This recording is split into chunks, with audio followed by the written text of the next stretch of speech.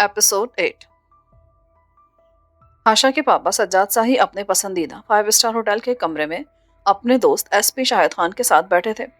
बड़ी बड़ी घनी मूछों और खिजाब लगे बालों वाला शाहिद खान अभी हाजिर सर्विस था। वो लाहौर में ही तैनात था। फिल वक्त वो सादा लिबास शलवार कमीज में था।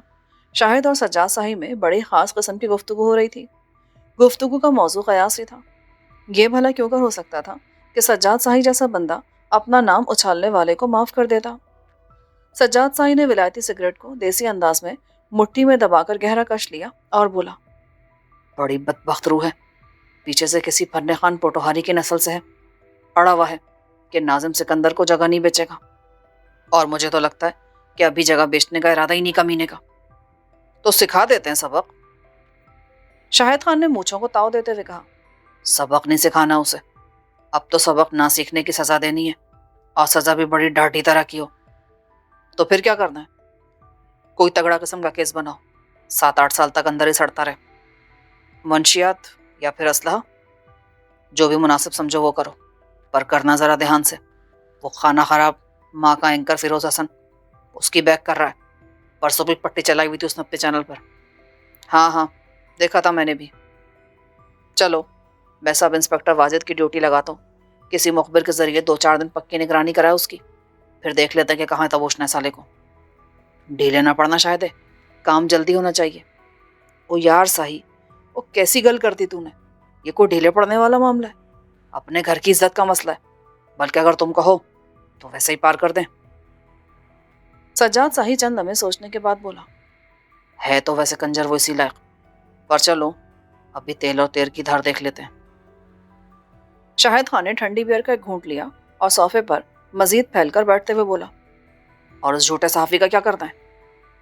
उसके नट बोल्ट कसले का दिल खुदी। पता चला कि कुछ साल पहले किसी सहावती कोटे में उसने धोखे से 2 प्लॉट ले लिए थे। उन प्लॉटों की थोड़ी सी मट्टी उसके मुंह के अंदर जाएगी ना, तो सारी बकबक बंद हो जाएगी। खुद ही हाथ पैर जोड़ेगा और संगी साथियों को भी नसीहत फरमाएगा। उसके बारे में तुम बेफिक्र रहो। उस नौकरानी को कहाँ भेजा है? नाम क्या उसका? शगुफ्ता ना? शाहिद खान का लहजा जरा मायने खेज था। बस वो कुछ गड़बड़ कर रही थी, 2-4 दिन के लिए दाएं बाएं कर दिया है। सज्जाद शाही ने मुबहिम जवाब दिया। शाहिद खान ने अपने मोबाइल पर सब इंस्पेक्टर का नंबर डायल किया। राब्ता हुआ तो वो सब इंस्पेक्टर को गयास और उसके दोस्त हुमायूं के बारे में खास हिदायत देने लगा। गयास के अंदर जैसे कुछ टूट रहा था। कहीं से उम्मीद की कोई किरण नजर आती हो तो हौसले बंधे रहते हैं, लेकिन हाशा तो बिल्कुल जैसे ब्लैकआउट में चली गई थी। गयास को अपनी मोबाइल स्क्रीन एक कशकोल की तरह लगती थी, मगर उस कशकोल में हाशा के किसी मैसेज या कॉल का सिक्का गिरने में नहीं आता था। यही हालात थे जिसने उसके अंदर थोड़ी सी तफरी और बेवफाई की गुंजाइश पैदा की थी। आज हुमायूं उसे खास जगह लिए जा रहा था। कहने को तो ये एक पॉश इलाके का गेस्ट हाउस था, मगर दरूनी खाना ये कुछ और भी था। यहाँ की मेजबानी में बिस्तरबानी भी शामिल थी। वो जून की एक तवील तपती हुई दोपहर के बाद एक निस्बतन खुशगवार शाम थी, जब हब से छुटकारा पाने की सबील पैदा होती है।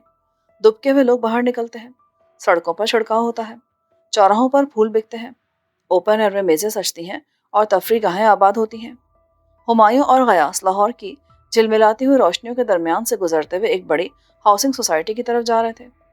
गयास की हैवी मोटर बाइक हुमायूं चला रहा था, गयास पीछे था। बाइक एक सिग्नल पर रुकी तो गयास ने कहा, यार हुमायूं, एक बारी फिर सोच ले। मैं तो कहता हूँ किसी सिनेपैक्स सिनेमा चलते हैं, नई फिल्म लगी है, या फिर किसी स्टेज ड्रामे में चले जाते हैं। वापसी पर अच्छा सा खाना खा लेंगे और कमरा बंद करके पड़ जाना। स्टेज ड्रामे की डांसर्स के जिस्मों को ख्यालों ही ख्यालों में नापते रहना।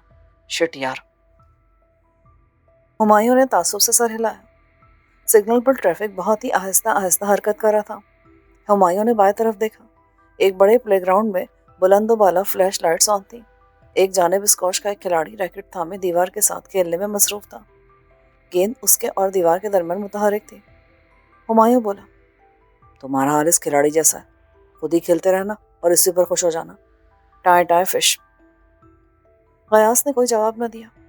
हुमायूं ने प्लेग्राउंड के वस्त की तरफ इशारा करते हुए कहा, देखो, खेल तो वो होता है, मुकाबिल भी है और मद्दे मुकाबिल भी। क्रिकेट हो रही है और वो देखो छक्का, गेंद बाउंड्री लाइन से बाहर। वो बातें करते जा रहे थे और इस बात से बेखबर थी कि एक दरमियानी उम्र का बाइक सवार मुसलसल उनके पीछे आ रहा है। یہ شخص پچھلے 4 روز سے غیاث کے ارد گرد ہی موجود رہا تھا۔ جو جو غیاث اور ہمایوں منزل کے قریب پہنچ رہے تھے، غیاث کی دھڑکن بڑھتی جا رہی تھی۔ ایک بے چینی تھی، لیکن اس میں ایک میٹھا سا درد بھی تھا۔ اس میٹھے درد اور بے چینی کے درمیان ڈولتے ڈولتے 1-2 بار ہاشا کا چہرہ اس کی نگاہوں کے سامنے آیا، مگر پیش آمدہ صورتحال کی سنسنی خیزی نے اس چہرے کو عارضی طور پر پس منظر میں دھکیل دیا۔ جلدی وہ نہر والی سڑک سے اتر کر ایک خوبصورت ہاؤسنگ سوسائٹی میں داخل ہوئے، پھر ایک گیسٹ ہاؤس کی پارکنگ میں پہنچ گئے۔ یہاں 2-3 کاروں کے علاوہ چند بائکس بھی موجود تھیں۔ گیسٹ ہاؤس کے داخلی دروازے پر ایک باوردی ملازم موجود تھا۔ وہ اندر پہنچے۔ غیاث تو لابی میں بیٹھ گیا اور ہمایوں استقبالیہ کاؤنٹر پر پہنچ کر ایک خوشنما سی لڑکی سے ہنس ہنس کر باتیں کرنے لگا۔ لابی میں کسی چائنیز ڈش کی بھینی سی خوشبو تھی اور بالائی منزل سے مرد و زن کے ہنسنے بولنے کی مدھم آوازیں آ رہی تھیں۔ غیاث مضبوط اعصاب رکھتا تھا، مگر اس قسم کی صورتحال سے اس کا واسطہ پہلی بار پڑ رہا تھا۔ یہی وجہ تھی کہ وہ تھوڑا سا پزل تھا۔ وہ خاص سگریٹ نکالنا چاہ رہا تھا، مگر رک گیا۔ پتہ نہیں یہاں اس طرح کی اسموکنگ مناسب تھی یا نہیں۔ کاؤنٹر پر کھڑے ہمایوں نے اس کا تذبذب دیکھ لیا تھا۔ اس نے آنکھوں میں اسے اشارہ کیا کہ یہاں سب روا ہے۔ غیاث نے سگریٹ نکال لیا۔ ابھی اس نے 3-4 کش ہی لیے تھے کہ ہمایوں کاؤنٹر سے ہٹ کر اس کی طرف آ گیا۔ اس کے ایک ہاتھ کی انگلی میں ایک چابی جھول رہی تھی۔ چلو آؤ۔ غیاث اٹھ کھڑا ہوا۔ دونوں سیڑھیاں چڑھ کر بالائی منزل پر آ گئے۔ یہاں کسی انڈین گانے کا میوزک 2-3 لڑکیوں کی کھنکتی ہنسی کے ساتھ گڑبڑ ہو رہا تھا۔ خاص سگریٹ کے دھوئیں نے غیاث کی بےقلی کو اچھل کر دیا، بلکہ اس بےقلی اور اضطراب کی جگہ ایک طرح کی ترنگ نے لے لی۔ وہ دونوں کمرے کی طرف بڑھے۔ یہی وقت تھا جب نیچے لابی میں بیٹھا ایک شخص موبائل فون پر ایس پی شاہد خان کے ساتھ نہایت مؤدب لہجے میں بات کر رہا تھا۔ جی سر جی، وہ ساتھ میں وہ دوست ہمایوں بھی ہے، بلکہ وہی بائک چلا کر لایا ہے۔ وہ اوپر کمروں میں چلے گئے ہیں، 2 کمروں کی چابیاں لی انہوں نے۔ گیسٹ ہاؤس کا نام کیا بتایا تم نے؟ نیو ہوم سر جی، فوارے والے چوک سے ذرا آگے نکل کر دائیں طرف ہے۔ مجھے بھی پہلی بار پتہ چلا جناب، کوئی زرقا نام کی میڈم چلا رہی ہے۔ تم نے تو اچھی خبر سنائی ہے، پوری طرح چوکس رہو، موبائل آن رکھو، میں بھی دوبارہ کال کرتا ہوں۔ شاہد خان نے باروب لہجے میں کہا۔ اس کے لہجے میں دبا دبا جوش بھی تھا۔ جی سر جی۔ اس شخص نے بیٹھے ہی بیٹھے سلوٹ کا سا انداز اختیار کیا۔ یہ پولیس کا وہی خاص مخبر مجید تھا جس نے چند روز پہلے غیاث کے پیچھے اس کو لگایا گیا تھا۔ وہ وہیں صوفے پر بیٹھ کر ایک میگزین کی ورک گردانی کرنے لگا۔ 5 منٹ بعد مقامی سب انسپکٹر کا فون آ گیا۔ اس نے مجید سے گیسٹ ہاؤس کے بارے میں جلدی چند معلومات حاصل کی اور فون بند کر دیا۔ بمشکل 2 منٹ بعد ایس پی صاحب کا فون دوبارہ آ گیا۔ مخبر نے مؤدب انداز میں باقاعدہ کھڑے ہو کر یہ کال وصول کی۔ ایس پی نے پوچھا، لڑکے کدھر ہیں؟ جناب کمروں میں۔ ٹھیک ہے، ہم ریڈ کر رہے ہیں۔ پہلے ایک پرائیویٹ کار آئے گی، 3 ملازم سادہ کپڑوں میں ہوں گے، اس کے بعد نفری اندر داخل ہوگی۔ پچھلی طرف سے بھاگنے کا کوئی راستہ تو نہیں ہے؟ نہیں سرکار، ویسے میں ایک بار پھر باہر کا راؤنڈ لگا کر تسلی کر لیتا ہوں۔ ٹھیک ہے، ہم پہنچ رہے ہیں۔ سر، میڈیا کے کسی بندے کو انفارم کرنے کی ضرورت تو نہیں ہے نا؟ مجید نے جھجکتے ہوئے پوچھا۔ شٹ اپ، تم سے کسی نے ایسا کرنے کو کہا ہے؟ نہیں سر جی، میں تو ویسے ہی پوچھ رہا تھا۔ بس جتنا کہا گیا اتنا ہی کرو، ایس پی نے غرا کر کہا اور فون بند کر دیا۔ غیاث کو ہرگز پتہ نہیں تھا کہ اس کے سر پر کیا آفت منڈلا رہی ہے، بلکہ اس عمارت میں موجود قریباً 6 جوڑے بالکل بے خبر تھے۔ یہ آفت نہ صرف گیسٹ ہاؤس میں داخل ہو چکی تھی، بلکہ گھیراؤ کرنے کے بعد اب ان زینوں پر پہنچ چکی تھی۔ پولیس پارٹی کی نگرانی خود ایس پی شاہد خان کر رہا تھا۔ دیگر ساز و سامان کے علاوہ پولیس کا ہی ایک کیمرہ مین بھی ریڈ پارٹی کے ساتھ موجود تھا۔ ایئر کنڈیشنڈ کمرے میں غیاث ایک چلبلی لڑکی کے ساتھ نیم دراز تھا۔ میز پر وسکی کی بوتل اور لوازمات موجود تھے۔ لڑکی نے اس سے بوتل کھولنے کے بارے میں پوچھا تھا، مگر اس نے منع کر دیا تھا۔ بوتل کھولنے کی صورت میں 4000 کا اضافی خرچہ پڑتا تھا، اور بات صرف خرچے کی نہیں تھی، اس نے کبھی اس چیز کو ہاتھ تک نہیں لگایا تھا۔ یہ خاص سگریٹ کی لت بھی اس نے بڑی مزاحمت کے بعد قبول کی تھی۔ وہ فطری طور پر برا نہیں تھا، لیکن شاید بہت اچھا بھی نہیں تھا۔ اگر بہت اچھا ہوتا تو یہاں اس کمرے میں موجود نہ ہوتا۔ جسمانی تقاضوں نے اسے توڑ کر رکھ دیا تھا۔ اس نے جنس کو فوکس کر کے پاکیزہ محبت کو کچھ دیر کے لیے آؤٹ آف فوکس کر دیا تھا۔ کمبل کے نیچے وہ ایک بار پھر لڑکی کی طرف متوجہ ہو گیا۔ اس کا جسم ایک بار پھر اس کے جسم سے قریب تر ہونے لگا، جیسے یہ جسم کوئی کھوجی ہو اور اپنی برسوں سے کوئی گمشدہ چیز تلاش کر رہا ہو۔ ایک لمحے کے لیے، صرف ایک لمحے کے لیے ماں کا چہرہ اس کی نگاہوں کے سامنے آیا، لیکن گلابی دھند اتنی تیزی سے چھا رہی تھی کہ وہ اوجھل ہو گیا۔ وہ اس نرم گرم رنگین دھند میں ڈوبتا چلا گیا۔ یقیناً ساتھ والے کمرے میں ہمایوں بھی اسی دھن میں غرق تھا۔ عمارت کی سیڑھیوں اور راہداریوں میں بڑی خاموشی سے کچھ سائے رینگ رہے تھے اور گھیراؤ مکمل کر رہے تھے۔ غیاث ریشم جیسی نرم و نیم گرم دھن میں سے ابھی پوری طرح ابھرا بھی نہیں تھا کہ ایک دم بھاگ دوڑ کی آوازیں سنائی دی۔ کچھ للکارے گونجے، پھر کمرے کے دروازے پر زوردار دستک ہوئی۔ لڑکی نے چلا کر خود کو چادر میں لپیٹا۔ غیاث نے لرزہ ہاتھوں سے پینٹ چڑھاتے ہوئے کہا، کون ہے؟ یکا زوردار آواز سے دروازے کی چٹخنی ٹوٹ گئی۔ غیاث نے سکتہ زدہ نظروں سے دیکھا۔ پولیس اہلکار رائفلیں سوتے ہوئے اندر داخل ہوئے۔ لڑکی نے واش روم میں گھسنے کی کوشش کی۔ ایک اہلکار نے اسے بالوں سے کھینچ کر باہر نکال لیا۔ 2-3 اہلکار غیاث پر بل پڑے۔ اسے لمبے بالوں سے کھینچتے ہوئے کمرے کے وسط میں لے آئے۔ ایک کیمرامین مستعدی سے ان مناظر کو کیمرے میں قید کر رہا تھا۔ دیگر کمروں سے بھی لڑکیوں کے رونے چلانے اور ان کے ساتھی مردوں کے گڑ گڑانے کی آوازیں آ رہی تھیں۔ غیاث کا تو یہ حال تھا کہ کاٹو تو بدن میں لہو نہیں۔ ایک لمبا تڑنگا پولیس آفیسر کمرے میں داخل ہوا۔ اس کی خضاب لگی گھنی مونچھیں کمرے کے فانوس کی روشنی میں پھڑک رہی تھیں۔ اس نے آتے ایک زناٹے کا تھپڑ غیاث کے گال پہ جڑا۔ غیاث کے بال بکھر کر پیشانی کو ڈھانپ گئے۔ 2 ہٹے کٹے اہلکاروں نے اسے بازوؤں سے دبوچ رکھا تھا۔ یہ بوتل بھی قبضے میں کرو۔ افسر نے شراب کی طرف اشارہ کرتے ہوئے اپنے اہلکاروں سے کہا، پھر کمرے میں ارد گرد دیکھ کر بولا، کچھ اور تو نہیں ملا؟ ایک ASI نے بیٹھ کے سرہانے کی طرف جا کر دونوں تکیے اٹھائے اور ایک تکیے کے نیچے سے نیلے شاپر میں لپٹی ہوئی کوئی چیز نکالی۔ غیاث یہ دیکھ کر ہکا بکا رہ گیا کہ یہ سیاہ رنگ کا ایک پستول تھا۔ یہ تیرا ہے؟ نہیں جی۔ تو پھر تیری ماں کا قسم، تیرے تکیے کے نیچے کیا کر رہا تھا؟ ایک اور تماچا غیاث کے گال پر پڑا۔ یک غیاث کو اندازہ ہوا کہ وہ ایک بہت بڑی مصیبت کا شکار ہونے جا رہا ہے، بلکہ شاید ہو چکا ہے۔ خطرناک مشین پستول کی صورت میں اس پر ناجائز اسلحہ بھی ڈالا جا رہا تھا۔ اگر ایسا ہو رہا تھا تو پھر یقیناً یہ ایک سازش تھی، اور اس سازش کے پیچھے ہاشا کے والد یا بھائی کا ہاتھ ہو سکتا تھا۔ یہ سارے خیالات 1-2 لمحوں کے اندر اس کے ذہن سے گزر کر رہ گئے۔ اس کے ساتھ ایک بجلی سی اس کے جسم میں لپکی۔ وہ خود کو چھڑا کر بھاگا۔ دروازے سے نکلتے ہی وہ ان پولیس اہلکاروں سے ٹکرا گیا جو نیم برہنہ ہمایوں کو ڈنڈے رسید کرتے ہوئے لا رہے تھے۔ وہ راہداری میں بھاگتا چلا گیا۔ پکڑو کمینے کو۔ عقب سے لمبے تڑنگے آفیسر کی للکار سنائی دی۔ غیاث نے عقب میں دوڑتے قدموں کی آوازیں سنی۔ اسے اپنے سامنے کشادہ زینہ نظر آیا۔ وہ اوپر چڑھتا چلا گیا۔ یہ 3را فلور تھا اور قریباً سنسان تھا۔ جم سے متعلق چند اشیاء یہاں پڑی تھی۔ وہ راہ فرار کے لیے دائیں بائیں دیکھ رہا تھا جب تعقب کرنے والے سر پر پہنچ گئے۔ وہ ایک کوریڈور میں بھاگا، مگر چند قدم ہی گیا تھا کہ گالیوں کی بوچھاڑ کے عقب میں سے اسے دبوچ لیا گیا۔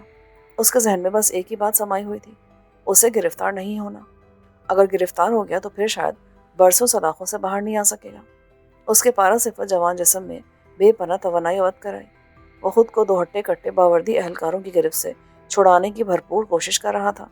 اسی دوران میں گھنی مونچھوں والا آفیسر، جو یقیناً SP تھا، موقع پر پہنچ گیا۔ اس نے بھی ماتحتوں کی مدد کرنا چاہی۔ غیاث عالم وحشت میں اپنی ٹانگوں کو مشینی انداز میں حرکت دے رہا تھا۔ اس کی ایک زوردار دولتی SP کے چہرے پہ جا پڑی۔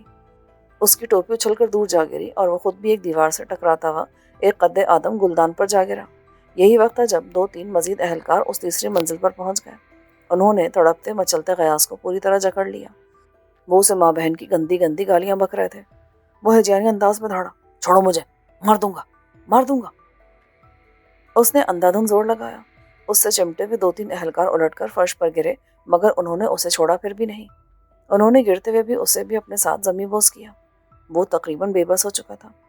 SP نے اپنی گری ہوئی ٹوپی دوبارہ سر پر جمانے کی کوشش نہیں کی۔ اس کی پھولی ہوئی ناک سے خون کی گاڑھی لکیر بہہ کر گھنی مونچھوں کو تر کر رہی تھی۔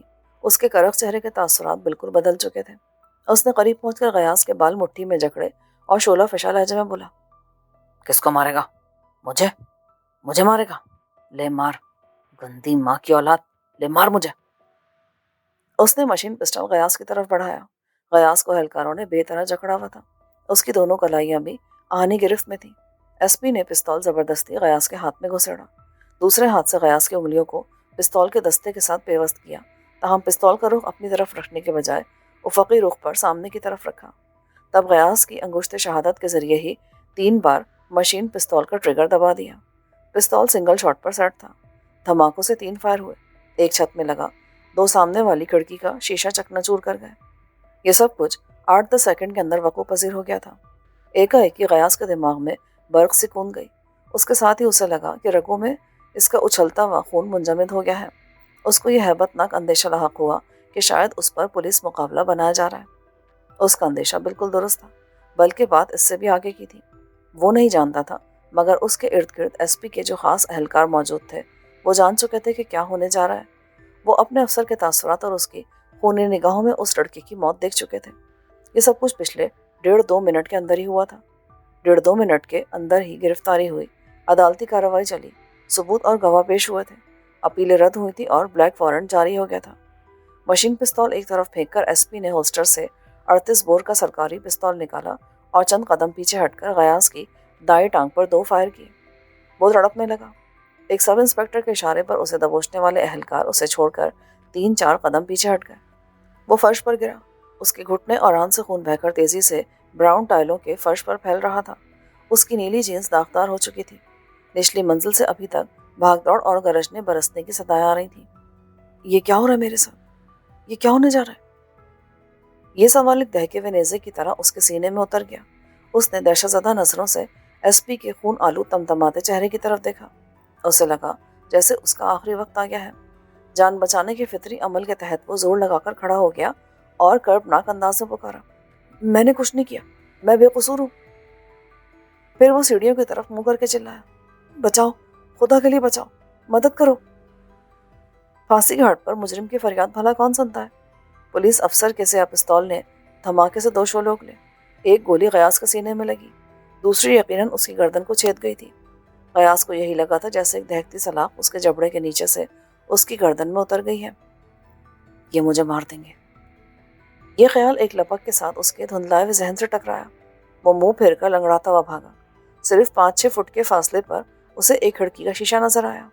یہ کھڑکی کتنی بلند تھی، نیچے کیا تھا، کیا ہو سکتا تھا؟ یہ سب کچھ اس کے لیے بے معنی ہو چکا تھا۔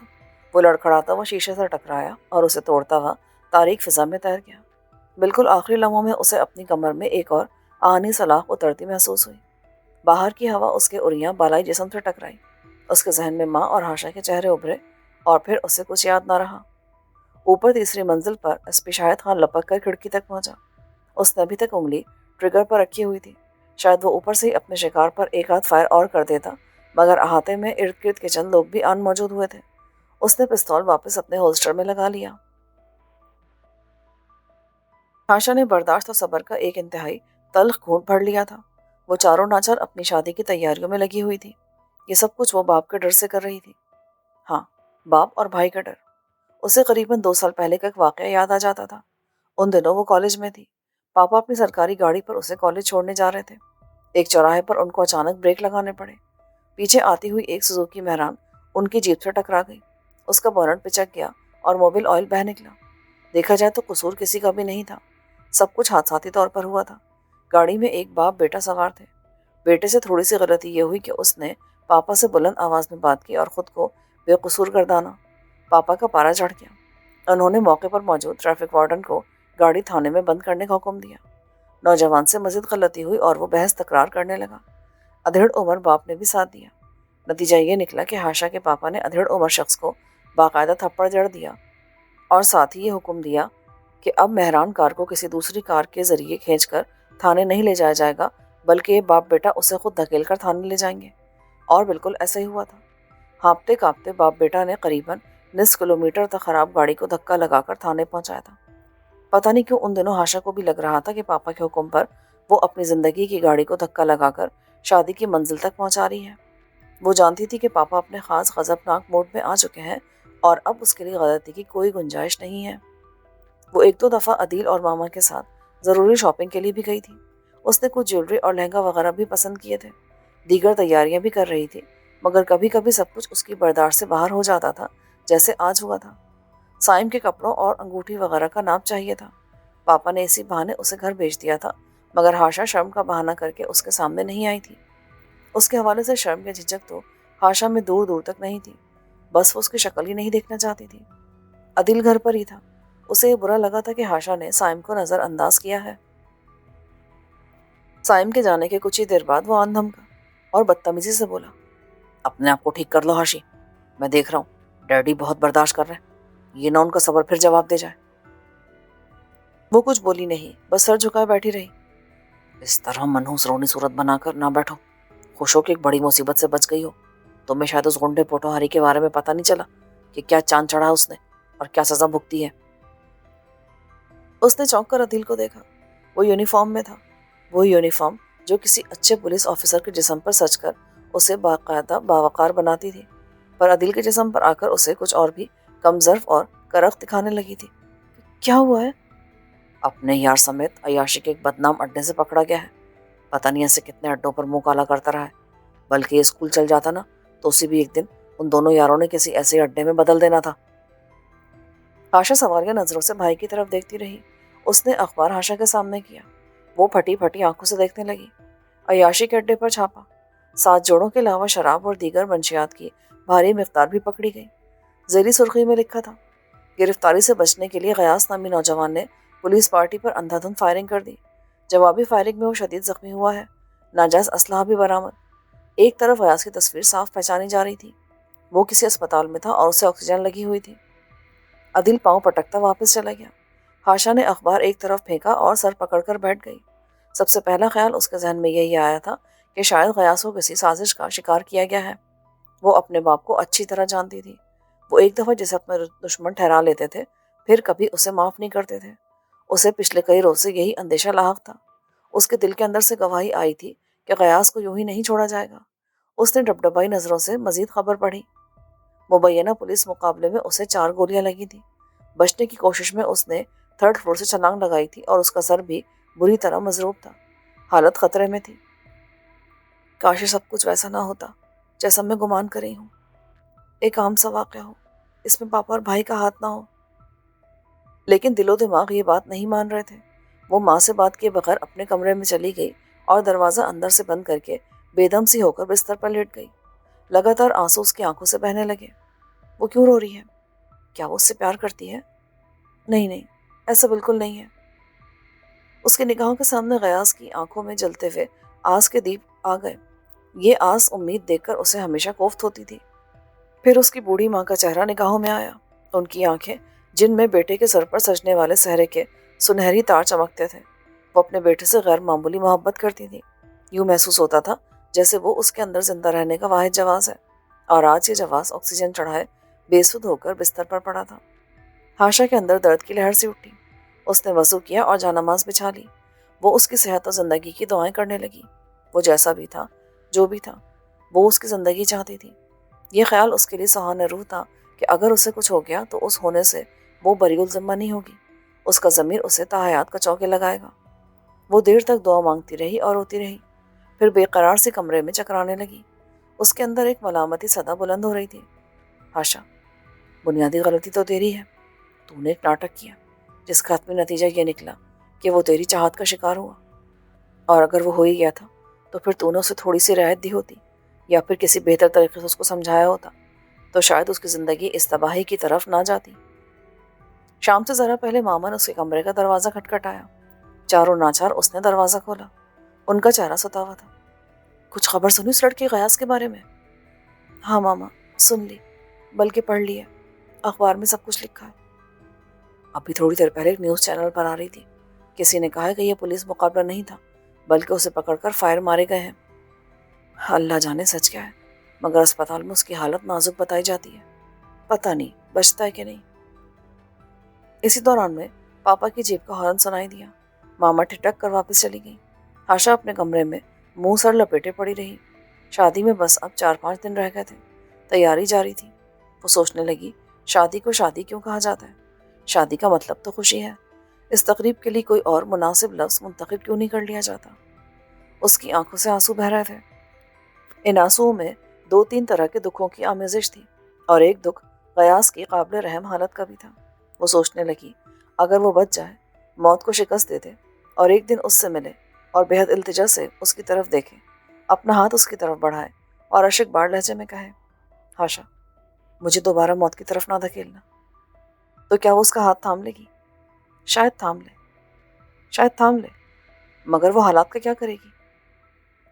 بے شک وہ جرأت والا ہے، لیکن کیا اتنا جرأت مند اور طاقتور ہے کہ پاپا اور بھائی سے ٹکر لے سکے، ان کی جان لیوا مخالفت کا سامنا کر سکے؟ شاید نہیں.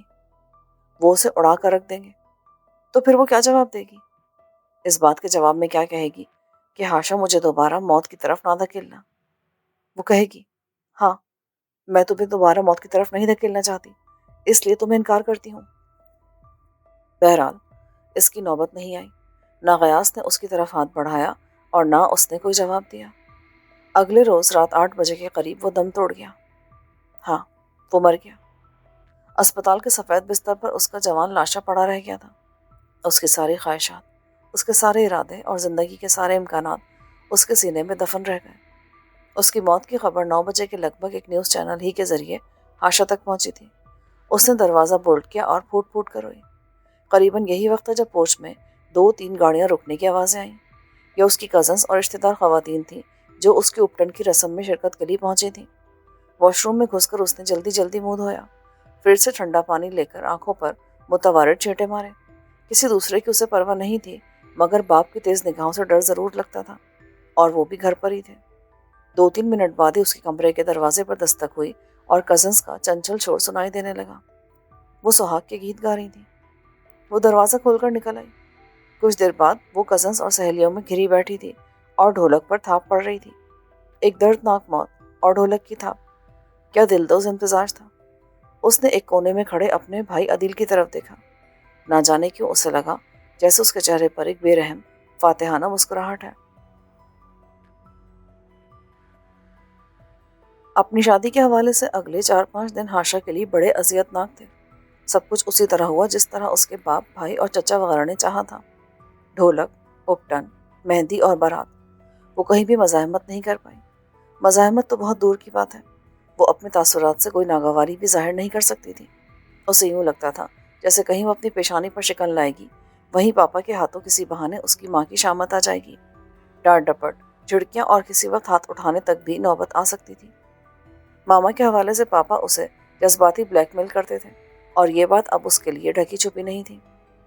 بارات والے دن ہاشا کا دل کچھ زیادہ ہی ویران تھا۔ اس دن اسے صبح سویرے ہی ایک اور بری خبر مل گئی تھی۔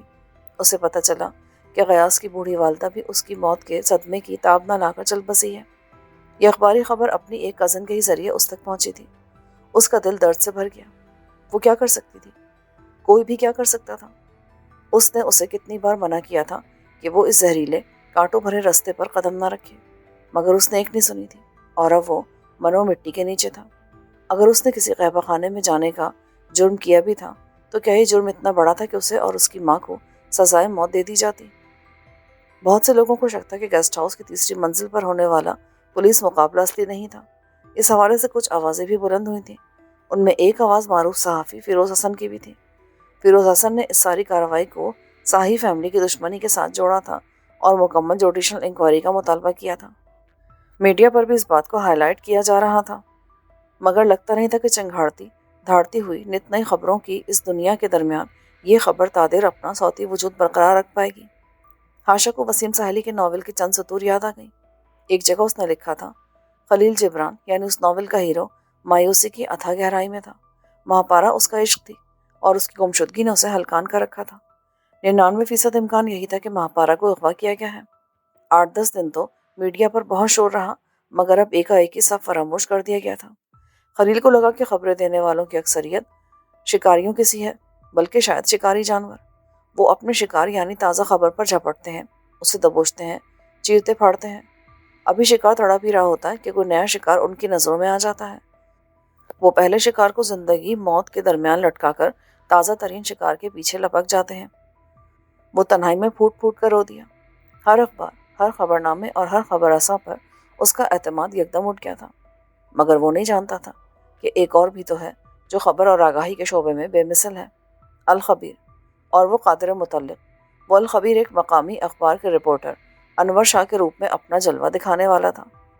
وہ ایسے ہی اپنی مختلف صفات کے ساتھ انسانوں میں حلول کر کے زمینوں پر اترتا ہے۔ وہی ہمارا رب ہے۔ ہاشا کی سہاگ رات بھی عجیب تھی۔ وہ گاؤں تکیے سے ٹیک لگائے بیٹھی رہی، مگر جو ہی لڑکیاں حجلہ عروسی سے رخصت ہوئی تھیں، اس نے اپنا بھاری بھرکم زرتار دوپٹہ ایک طرف رکھا اور تکیے کے سہارے نیند دراز ہو گئی تھی۔ پھر سائم حجلہ عروسی میں داخل ہوا۔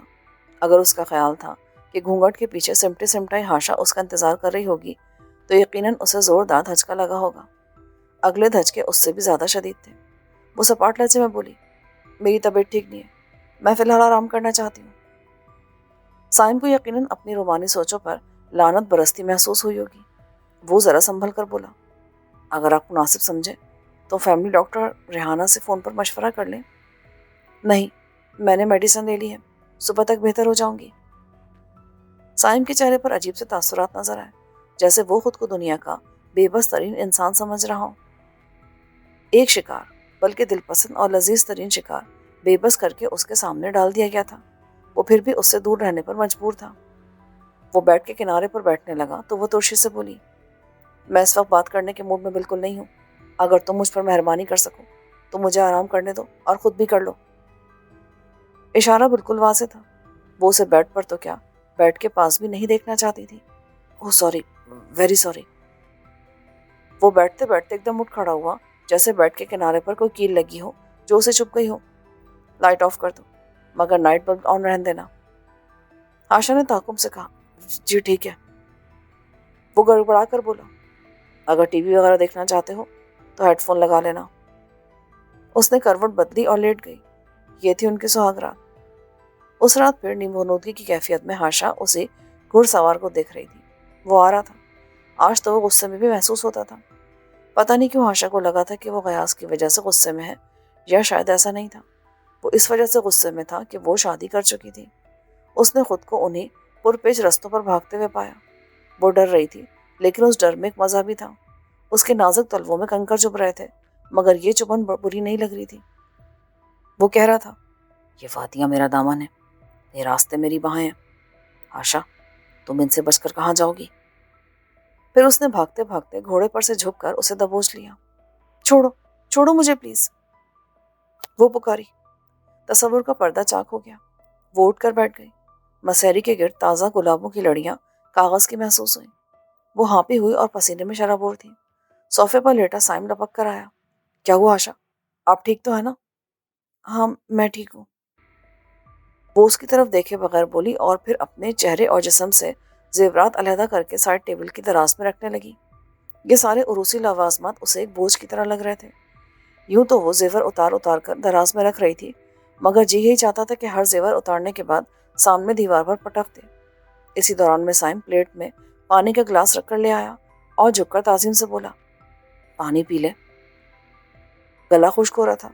एक लहजे के लिए उसका दिल चाह के गिलास उठा ले, लेकिन फिर गुरेज की एक लहर सी उसके अंदर से उठी। नहीं चाहिए, वो बेरुखी से बोली। उसने गड़बड़ा कर गिलास तपाई पर रख दिया था।